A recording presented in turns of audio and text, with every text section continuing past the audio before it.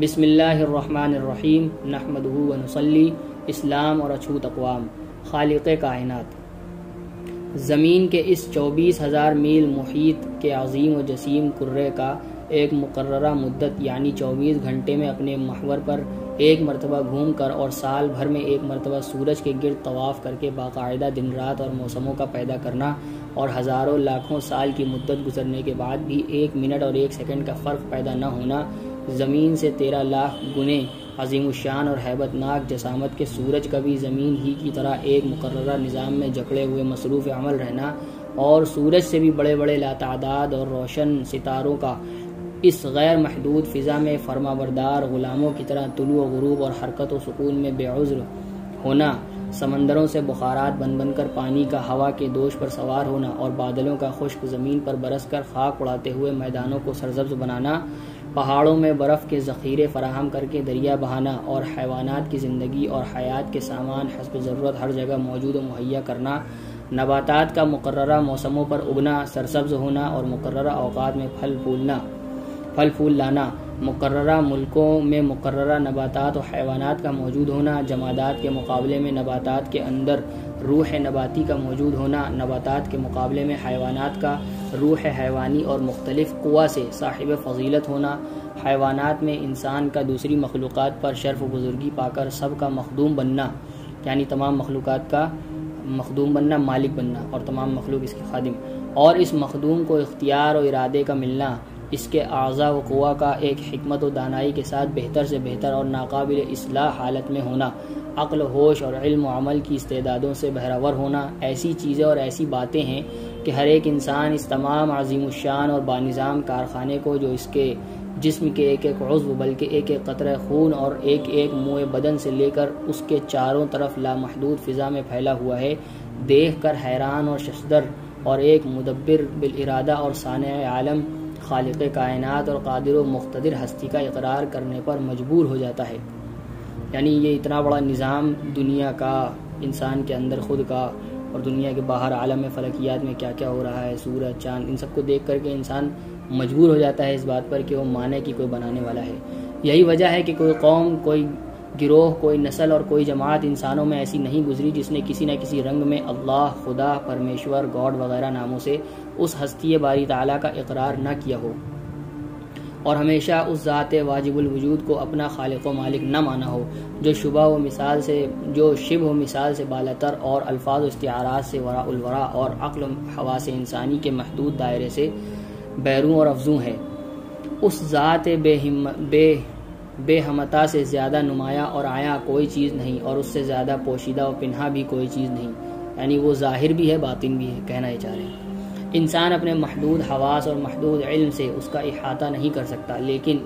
اس کے صفات حسنہ کاملہ ہر ذرے اور ہر قطرے میں جلوہ افروز ہیں۔ شعر: اے خدا تیری خدائی ہے عیا ہر شے میں، ذرہ ذرے میں ہے تو اور ہر ایک پتے میں، تجھ کو دیکھا نہیں آنکھوں سے مگر دیکھتے ہیں، تو ہے ہر چشم میں اور تو ہے ہر ایک قطرے میں۔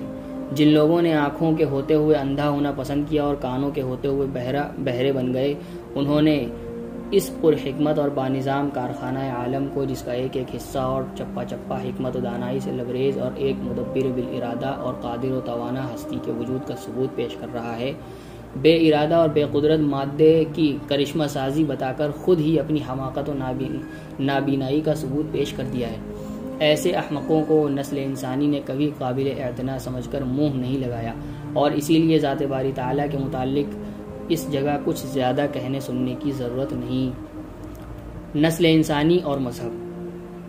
انسان خدا تعالیٰ کی تمام مخلوقات سے کچھ نہ کچھ فائدہ اٹھاتا اور سب سے کچھ نہ کچھ کام لیتا ہے، لیکن انسان کا وجود دوسری مخلوقات الہی کے لیے ضرور و لازمی نہیں ہے۔ اگر سورج نہ ہو تو انسان حرارت و روشنی نہ پا کر ہلاک ہو جائے، اگر اس کا طلوع و غروب نہ ہو تو دن رات کا یکے بعد دیگرے آنا جانا موقوف ہو کر انسان کی زندگی دشوار ہو جائے، پانی نہ ہو تو انسان کا قیام و بقا محال، نباتات نہ ہو تو خوراک کی نایابی سے اس کا زندہ رہنا غیر ممکن،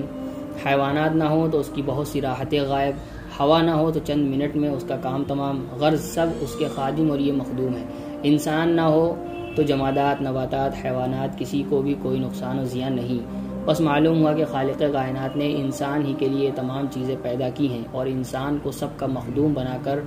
اس مخدوم کو خاص قسم کی علمی اور عقلی استعدادیں اور ایک محدود قسم کا اختیار و ارادہ دے کر اپنی معرفت و عبادات کے لیے مخصوص کیا ہے۔ ایک دریا سے یہ نہیں ہو سکتا کہ وہ نشیب سے بلندی کی طرف بہنے لگے، یعنی نیچے سے اوپر کی طرف۔ ایک درخت سے یہ نہیں ہو سکتا کہ وہ اپنے مقررہ برگ و بار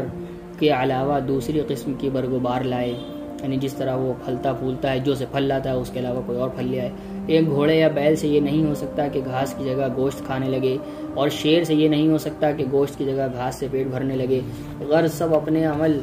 اپنے عمل میں ایک مقررہ قانون کے پابند ہیں اور انسان کی طرح آزاد و ارادہ اور اختیار نہیں رکھتے۔ انسان اگر چاہے تو پاک و طیب چیزیں کھائے اور چاہے تو پلید و ناپاک چیزوں سے اپنا پیٹ بھرے۔ انسان چاہے تو اپنے ہمجنس نوع انسان کا ہمدرد و خیرخواہ بنے اور چاہے تو نوع انسان کو قتل و غارت کرنے پر آمادہ ہو جائے۔